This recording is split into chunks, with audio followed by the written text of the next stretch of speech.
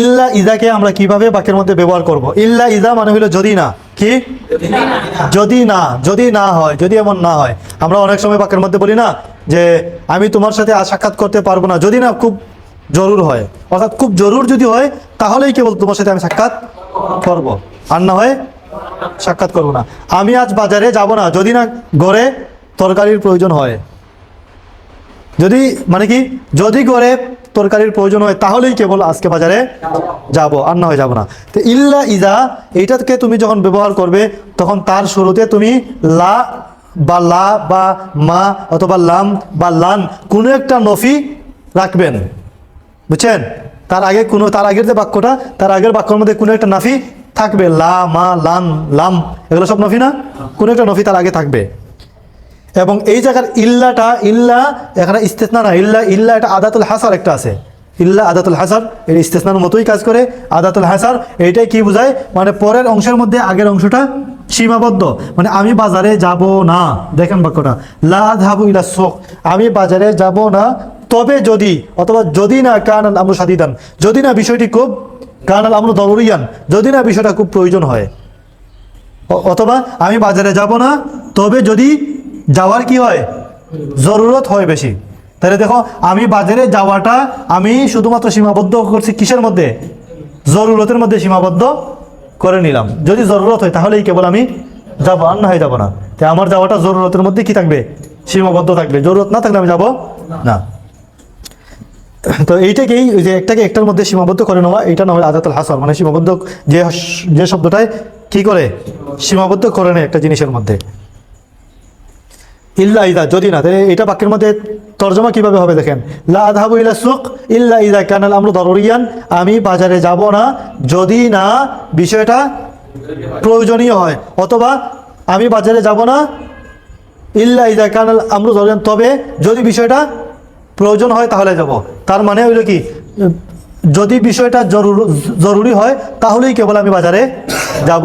আমরা জানি যে ইল্লা 3 নম্বর ব্যবহার, যে 3 নম্বর ব্যবহার মধ্যে ইল্লা আদাতুল হাসর হয়, এটার মধ্যে সীমাবদ্ধ করে।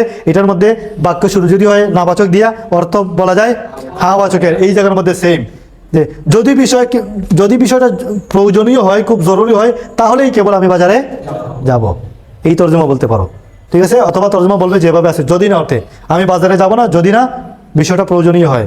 এরপরে দেখেন লা ইয়াগফিরুল্লাহু লাকা ইল্লা ইযা তুবতা ইলাইহি, অর্থ কি, আল্লাহ তোমাকে ক্ষমা করবেন না যদি না তুমি তার কাছে তওবা করো। অথবা কোন তর্জমা করতে পারো, তুমি আল্লাহর কাছে তওবা করলেই কেবল তিনি তোমাকে ক্ষমা করবেন, বুঝছেন? এরপরে দেখেন লাম আনজাহ ইল্লা ইযা দারাস্তু জাইয়িদান, আমি সফল হব না যদি না পড়ালেখা করি। অথবা আমি সফল হইতাম না যদি না আমি পড়ালেখা ভালোভাবে করতাম। যদি না আমি ভালোভাবে পড়ালেখা করতাম তাহলে আমি সফল হইতাম না। অর্থাৎ আমি ভালোভাবে পড়ালেখা করলেই কেবল কি হব, সফল হব, বা ভালোভাবে পড়ালেখা করেছি বিদায় সফল হয়েছি।